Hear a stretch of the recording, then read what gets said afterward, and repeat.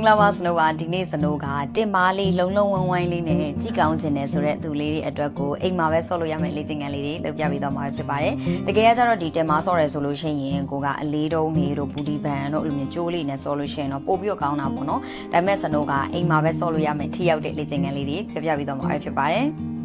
်ဒီ view ထဲမှာစနိုးပြောမယ့်ဟာကကြတော့အကျင့်ရည်တွေပါမယ်အကြော့ရည်တွေပါမယ်အကျင့်ရည်ဆိုတာဘာကိုပြောချင်တာလဲဆိုတော့ဒီလိုလေ့ကျင့်ခန်းတစ်ခုလုပ်တယ်လေ့ကျင့်ခန်းတစ်ခုလုပ်တယ်ဆိုလို့ရှိရင်ဘယ်နှစ်ကြိမ်လုပ်ရတယ်အဲ့ဒါကြတော့အကျင့်ရည်ပြီးရင်အကြော့ရည်ဆိုတာကကြလုပ်ပြီးသားအကျင့်ရည်တွေကိုမှဘယ်နှစ်ကြော့ထပ်လုပ်ရတယ်ဆိုတဲ့ဟာမျိုးเนาะအဲ့တော့အကျင့်ရည်နဲ့အကြော့ရည်အဲ့ဒါကိုပြောချင်တာအဲ့တော့လေ့ကျင့်ခန်းလေးစမယ်ပထမဆုံးလေ့ကျင့်ခန်းကြတော့ square လေးထိုင်မယ်เนาะဒါဆိုလို့ရှိရင်သူကကြတော့တင်မအကျင့်ဆိုတော့တို့ကပခုံးအကျင့်လေးကိုရင်ယူလိုက်မယ်ဒါလေးကကိုပခုံးနဲ့အင်လိုင်းလေးပြောင်းထားလိုက်မယ်နော်ခြေဦးလေးနည်းနည်းလေးဖွင့်မယ်ဒူကကြတော့အရှိတက်တက်လေးဝဲသွားမယ်ဘေးယူကောင်းမထုတ်တော့အောင်နော် square လေးထိုင်မယ်တင်မလေးနောက်ပြခါကိုဖြောင်းပြီးထိုင်ချမယ်ဒါမျိုးလေးနော်စနိုးပြီးရင်ဘေးလိုက်လေးပြပေးမယ်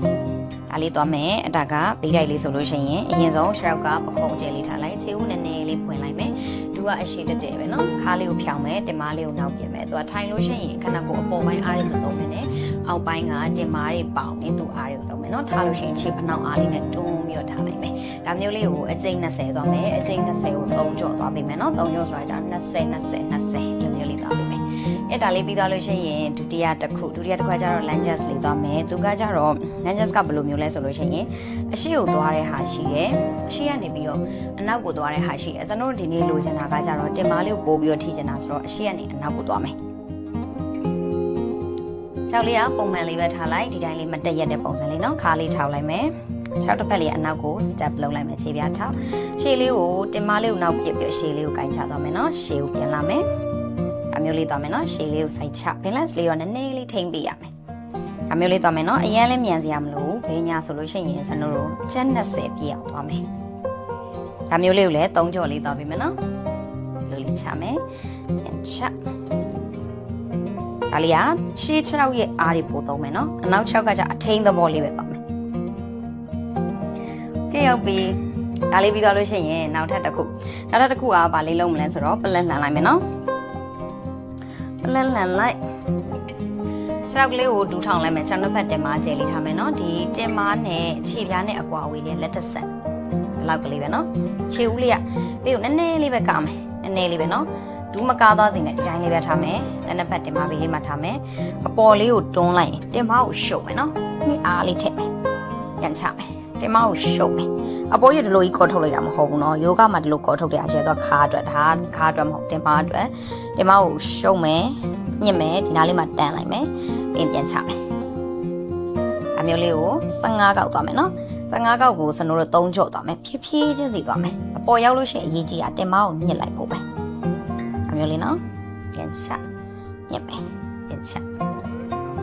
အလျာ15ကောက်3ကြော့ညစ်တာလေဘလို့ညစ်လဲဆိုတာသိချင်တယ်ဆိုလို့ရှိရင်တစ်ချက်လေးပြမယ်နော်တင်မဒါဒီတိုင်းလေးပဲနော်ဒီတိုင်းလေးကိုညစ်တယ်ဆိုရင်ဒီလိုမျိုးလေးရှုံလိုက်မယ်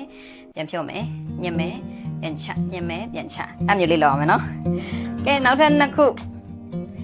ပဲကျန်တော့တယ်နောက်ထပ်နှစ်ခုကအရင်ဆုံးမှောင်းလိုက်မယ်table pose လုပ်မယ်နော်ပခုံးနဲ့လက်နဲ့တစ်လိုက်နဲ့ထားတင်မနဲ့ဒူနဲ့တစ်လိုက်နဲ့ထားမယ်ဒီ6ထောက်ကလေးကိုအပေါ်ကိုကန်မယ်ဒူကိုပွေးပြီးတော့မှအပေါ်လေးကိုဖနှောင်လေးနဲ့ကန်မယ်ပြန်ဆွဲလာခဲ့ဒီနေရာမှာလေးအရင်အရေးကြီးတာခတလို့မဖြစ်စေနဲ့နော်ခါလေးကိုညင်ထားမယ်ညောင်မယ်ချမယ်အမျိုးလေးကိုတစ်ချမ်းကို15ကောက်အရင်သွားမယ်တစ်ဖက်ပြီးအောင်သွားကြတော့ဒီတင်မအလုံးလေးထိရမယ်နော်ကန်မယ်ပြန်ချမယ်ကန်မယ်အရင်မြန်မလို့ဒီလားတေချာလေးကိုထိချင်တဲ့နေရာလေးကိုထိရပြီအမျိုးလေးကိုတစ်ချမ်း15ကောက်သွားမယ်3ချော့သွားမယ်နော်နောက်တစ်ဖက်လေးတစ်ချက်ပြပေးမယ်ကန်မယ်ပြန်ချက်ကန်အမျိုးလေးနော်ဒူကကွေးပြီးတော့အပေါ်ကိုဆန်ထုတ်လိုက်တဲ့ပုံစံလေးခြေဖနှောင်းလေးနဲ့ကန်ပြန်ချရောက်ပြီနောက်ဆုံးတစ်ခုပဲကျန်တော့တယ်ခုန alignment လေးအတိုင်းပဲဘေးကိုကာမယ်နော